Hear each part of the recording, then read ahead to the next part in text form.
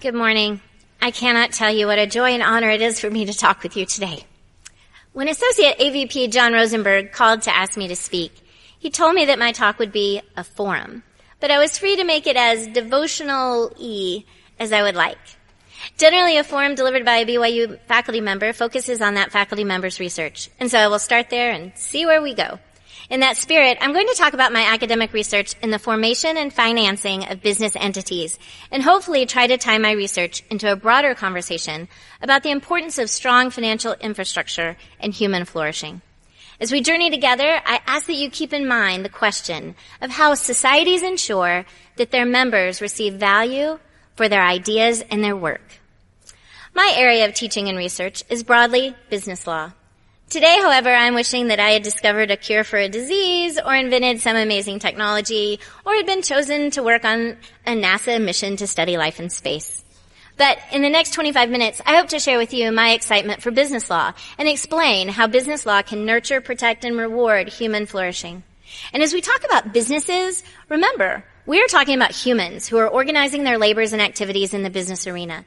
In the end, I hope to convince you that training and experience in the law of business development and finance can lead to some life-changing experiences with unforgettable children of God. Broadly, the majority of my research and teaching focuses on the organization and financing of businesses from formation to the initial public offering. Today, I'm going to start at this end of the spectrum, the IPO, and work my way backward. As many of you know, the IPO is a rite of passage, or used to be a rite of passage, for the small subset of firms, mostly formed as corporations, who grow beyond closely held businesses to issue shares to the public and be listed on a national exchange. Corporations who launch an IPO move from the private capital market, in which they raise money from friends, family, and specialized institutions, to the public capital market. Ordinary investors, you, me, your grandparents, invest in public capital markets. In law, we talk about gatekeepers, institutions, and individuals that we believe protect the public capital markets from fraudsters and other bad actors. Besides the Securities and Exchange Commission, there are 3 non-governmental gatekeepers to the capital markets, and corporations must enlist the help of all 3 of them: a law firm, a public accounting firm, and an underwriter.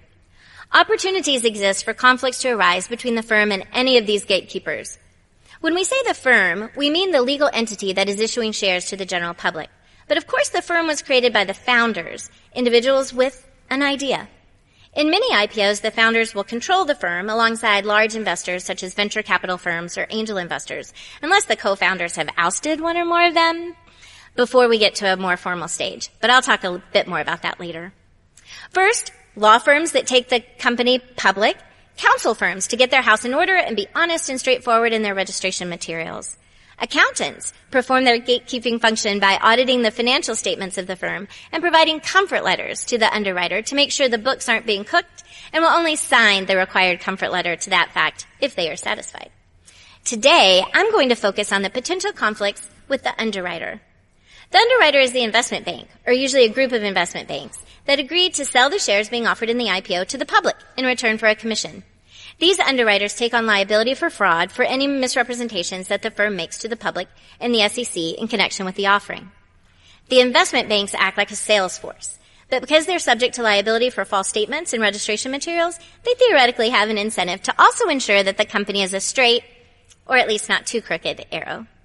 However, conflicts can arise between the firm and the underwriter, though this conflict is strange because the firm hardly ever complains. Let me explain. Back in the day, before the internet, the underwriter was the sole distributor of information about an upcoming IPO. Underwriters met personally with potential institutional investors, think banks, insurance companies, and mutual funds, and high-worth individual investors, and tested the waters of how much they would be willing to pay for a share of the IPO firm, building a literal book of potential buyers. This in-person, face-to-face IPO process, called book building, remains central to the U.S. system even today. Book building leads to the confusing conflict between the investment bank and the firm, the underpricing phenomenon. Through the book building process, the underwriters determine the price at which IPO shares are sold, and they get to allocate those shares before the opening bell, giving those select persons the right to purchase the shares at that IPO price. Then, when the bell rings and shares become publicly available, in a hot IPO market, the shares can be resold to the public immediately and could be worth much, much more by the end of the day. This price increase is called the first day pop. But how big could a first day pop be? The average first day pop for all firms for the past 40 years is 18%. During the last hot IPO market, the average was much higher, over 70%, and for technology companies, even higher than that. During the dot-com boom, some firms saw their stocks double more than once in the first day. So how is this a conflict? How does this hurt the firm and the founders who created it? To understand this, we need to understand two things. First, the firm gets the proceeds of the sale of the IPO shares to the first buyers of this block of shares. The founders created a firm, and now they are selling shares to the public to gain capital to compensate themselves for their efforts and finance future growth. But the later resales of those shares from the first buyers to the new buyers in the secondary market are solely between those two parties, and the increase in price goes to the first buyer, not the firm. The second thing to understand is that the underwriter gets to choose the first buyer. The underwriter gets to choose who gets the IPO shares at the IPO price, for example, $20 a share, based on information gathered through book building. However, if IPO stocks in the U.S. on average increase in value 18% during the first few hours of trading, then the lucky few allocated IPO shares get the right to sell them the first day for a very quick gain. On average, the underwriter is handing the first buyer $3.60 per share in free cash that should have gone to the firm. Imagine hiring a broker to sell your house, and the broker finds a buyer, a friend of his, who pays you $200,000, which your broker tells you is a good price, the market price. But then that friend resells it later the same day for $236,000, or even $400,000. You would probably feel a little bit suspicious. One reaction to the underpricing phenomenon is that the founders in the firm are getting cheated by their investment bankers. The underwriter is supposed to be out in the market discovering the real market price, but for some reason keeps mispricing the firm at 82% of the market price or less, shortchanging the founders. And of course, the reason could be to grant favors to their own investment banking clients who get to buy the shares at the discounted IPO price. One proposal from the turn of our new century was to harness the magic of the internet to eliminate intermediaries such as investment bankers and allow firms to access public capital markets and online auction IPOs. In a Dutch auction IPO, shares are sold online directly to investors in a process in which would-be purchasers submitted sealed bids for a certain number of shares at a particular price. The clearing price, or IPO price, is the highest price at which all the IPO shares would be sold, given the irrevocable bids. Theoretically, founders would then capture 100% of market demand, not 80-something%. Not coincidentally, shares issued in Dutch auction IPOs generally have had low first-day pops, confirming the theory that the firm was collecting the full market price, with no underpricing. In an effort to brand itself, Google announced in 2004 that it would be one of the first firms to go public using an online IPO auction. However, Google's IPO proved to be the death of the online auction IPO. The institutional investors stayed away from what should have been the hottest IPO that year. The smart money boycotted the offering. The IPO auction that was supposed to bring this new technology into the mainstream all but buried it. Firms did not abandon the Wall Street book building IPO. It turns out that the underwriters, and remember that there are only a handful of big-time IPO underwriters like Goldman Sachs and Morgan Stanley, are necessary themselves for creating or at least discovering market demand. Consequently, 100% of non-underwriter-backed IPO market demand is usually less than 80-something% of an underwriter-backed IPO market demand. Disintermediation is tougher than it looks. Though I was skeptical at first, I argue now that strong investment banks, and maybe even book building, can benefit startup firms seeking to access the capital markets. For founders to get the most value out of their creation, their firm, having strong market intermediaries to foster their IPOs might be best. As an aside, I blogged in the summer of 2004 that I didn't think investing in the Google IPO was a good idea. I was wrong. Unless you had other opportunities to deploy your capital at a yearly rate of return of more than 24%, it actually was a good investment. But back to our story. IPOs get a lot of attention, but interesting things happen in the life cycle of a startup firm before it gets to IPO. At the other end of the spectrum, one of the most fascinating moments in the life cycle is the very beginning. Business firms begin not as firms, but as business ideas. Though some big ideas come from the mind of one person, Many firms begin with 2 or more persons collaborating on an idea that may have sprung up organically. Or one person might bring the beginning of an idea to another person or group, and then each collaborator will bring different skills and perspectives to grow the idea into a business plan. Here, the law needs to work to nurture, protect, and reward the contributions of the individuals.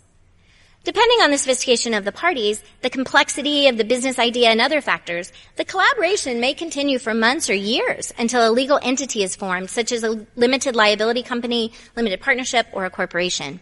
At that time, the parties will decide which founders will have management roles, and the participants' agreements as to ownership of the entity will be represented by shares in the corporation or ownership interests in the LLC or limited partnership. But what happens when conflicts arise prior to formal organization and formal documentation of ownership interests? How can law protect and encourage business collaboration? Those of you savvy about social media may recognize 2 notable examples of this type of conflict that resulted in litigation: Facebook and Snapchat. Facebook, as you may know, was first the idea of Tyler and Cameron Winklevoss, brothers and students at Harvard, who, along with a third founder, Divya Narendra, approached fellow student Mark Zuckerberg with the idea to launch a website called ConnectU. The 3 founders gave Zuckerberg access not only to computer code, but also to the entire business plan. According to the ConnectU founders, Zuckerberg did not work on the website as promised, but instead secretly created the Facebook, using the ideas and code shared with him. Zuckerberg then incorporated his business as an LLC with Eduardo Saverin and Dustin Moskovitz, not including the Winklevoss brothers or Narendra. A slightly more recent example is the origin story of the social media platform Snapchat. Snapchat was created by 3 college students, this time at Stanford, not Harvard: Reggie Brown, Evan Spiegel, and Bobby Murphy.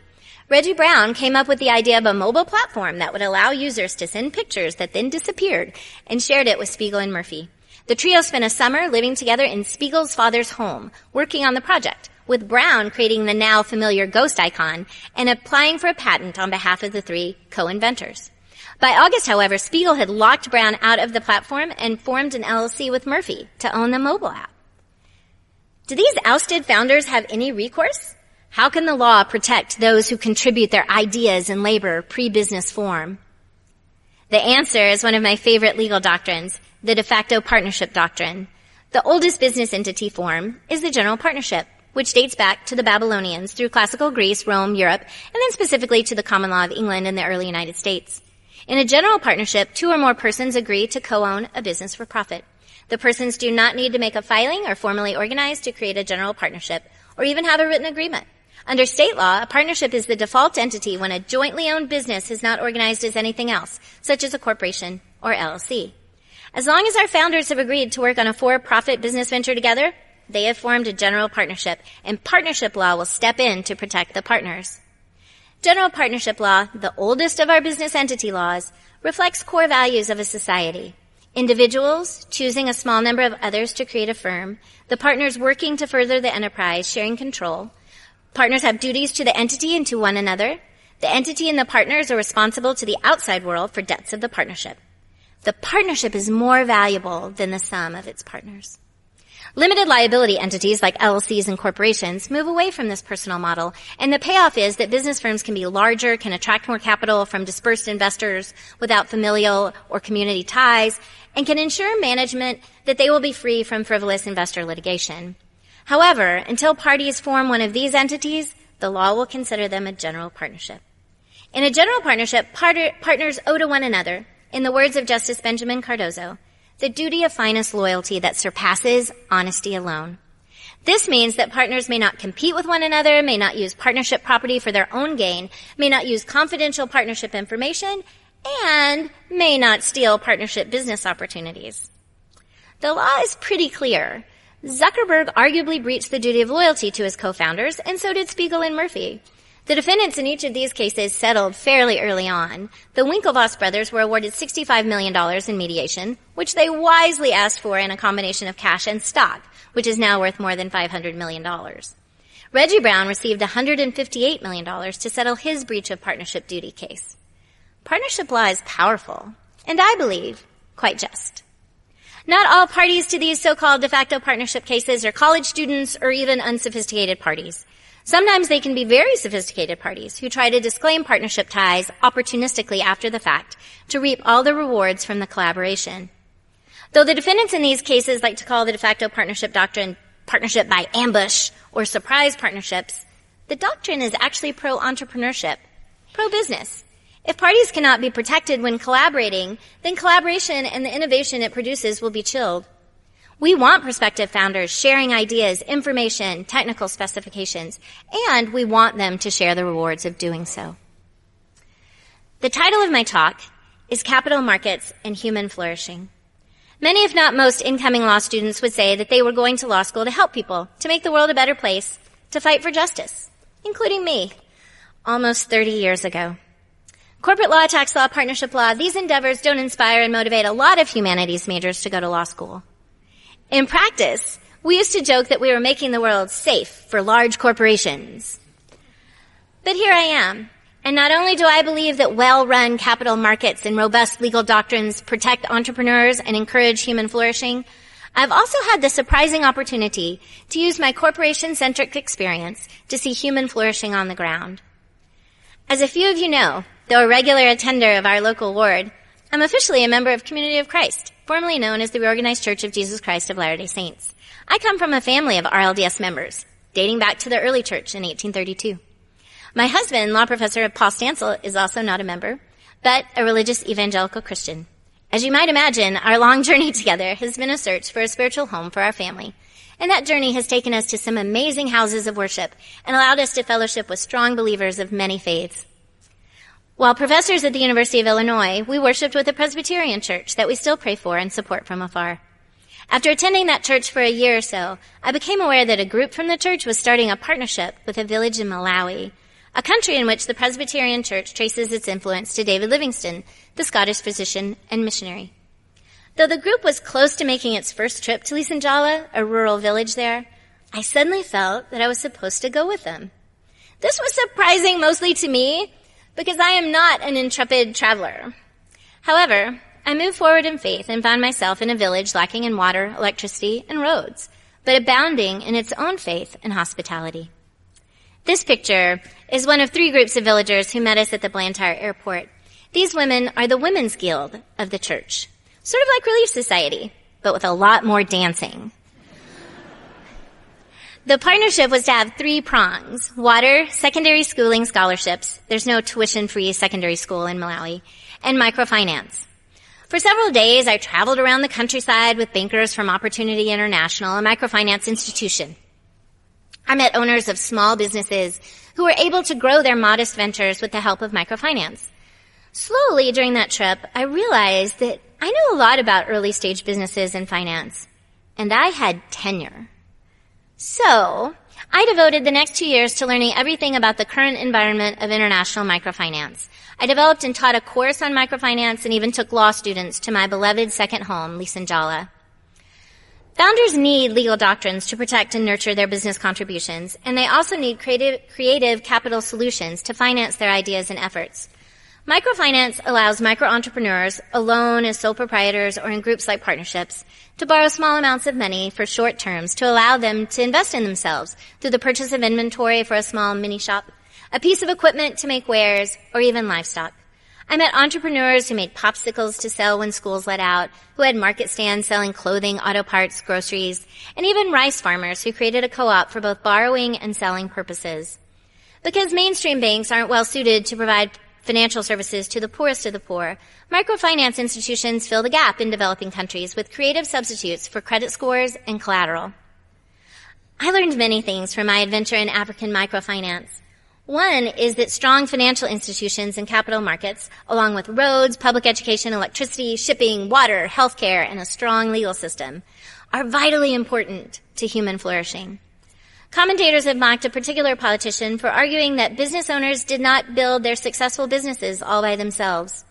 We like to believe that our success is due to our own individual efforts, particularly when those efforts have been extraordinary and have involved huge sacrifices. However, I have seen micro-entrepreneurs whose sacrifices and expenditures of time and energy rival anyone's, but without reliable ways to ship and order goods, hire an educated workforce, open bank accounts nearby, borrow funds, travel to and from during the rainy season, and enforce legal rights, they're not allowed to live up to their human potential. Yes, U.S. business owners have created amazing opportunities, but we have unappreciated luxuries of knowing the lights almost always come on, water is safe and plentiful, the roads are open, and our bank accounts are safe. And we have opportunities to invest our surplus in the best capital markets in the world.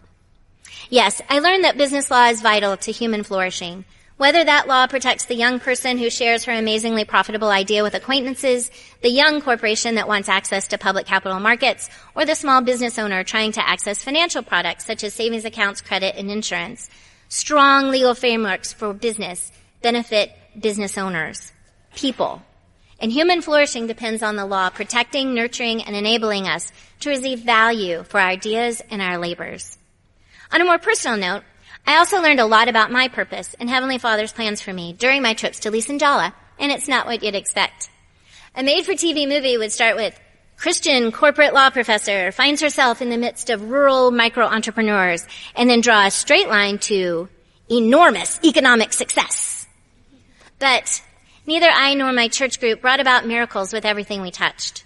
We had many failed attempts to provide water and secondary education to the villagers there. Our family decided to forego a fancy Christmas one year to finance the building of a well there. It went dry. Our first microfinance trust group ended when the chair absconded with the funds. I was a little disillusioned, to say the least. One of my favorite books is by Phil Vischer, the creator of VeggieTales, Me, Myself, and Bob. In that book, Vischer talks of how he had a dream to be the Christian Walt Disney and how he failed.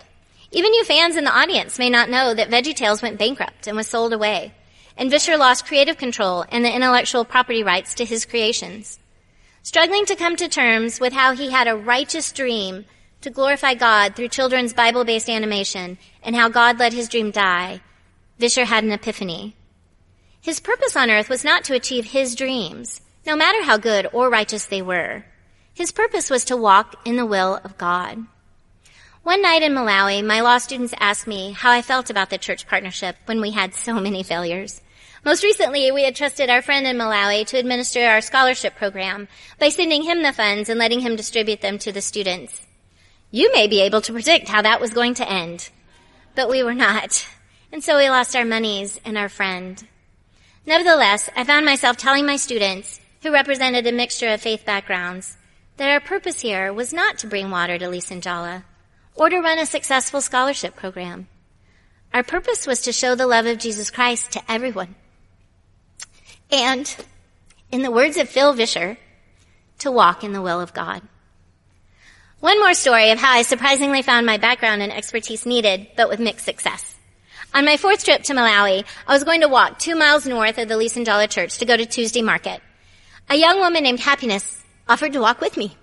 She seemed like she wanted to linger there, so I thought maybe she wanted a treat, like a Fanta, before returning to the village. Happiness did not have many treats in her life. However, she turned down the Fanta, but asked if we could go to the Malanje mission, which is 2 more miles in a different direction. I thought maybe she wanted to go to the hospital there, but she whispered, "I want to go to school." To make a long story, not quite as long, Happiness wanted to go to high school, but she needed more than just tuition. She needed someone to get her registered in time for the next quarter in 1 week. So as I said, I'm not a scientist or an inventor, but I'm a mom. And you can call me a helicopter mom or a snowplow mom or a lawnmower mom, but if someone needs to get registered for school, I can do it. And I know a bit about educational bureaucracy and other complex institutions. So, we went to Malanje Mission. That afternoon, we were sent to 3 different places and then told to return the next morning. Happiness met me early the next morning so we could continue our journey, and she had brought a friend, Patricia, whom I also knew. Patricia said to me, "I want to go to school too." That day, we went from office to office where male officials treated the 2 young women pretty badly and made them feel ashamed of themselves. My law mom training enabled me to advocate for them and finally get them enrolled, get them uniforms, and their required haircuts. I would like to tell you that all went well. But a year later, we didn't know where Happiness was, though Patricia was still in school. However, I remind myself that my purpose wasn't really to get Happiness enrolled in school. My purpose was to show her how much Heavenly Father loves her. So much that he sent some crazy helicopter mom to her for a few days. Phil Vischer wrote in his book that our 5-year plan should not be to be the Christian Walt Disney, or to start a successful scholarship program in Malawi, or even to be a nationally renowned corporate law scholar. Our plan for 5 years from now should be to walk in the will of God. Thank you very much for hearing me out. I've talked about my favorite things, IPOs, the de facto partnership doctrine, microfinance, and VeggieTales. I consider every day that I teach at BYU to be a blessing and a priceless opportunity. Today has been the highlight of an amazing life, right up there with dancing, with the Women's Guild, and Lisa Njala. Thank you.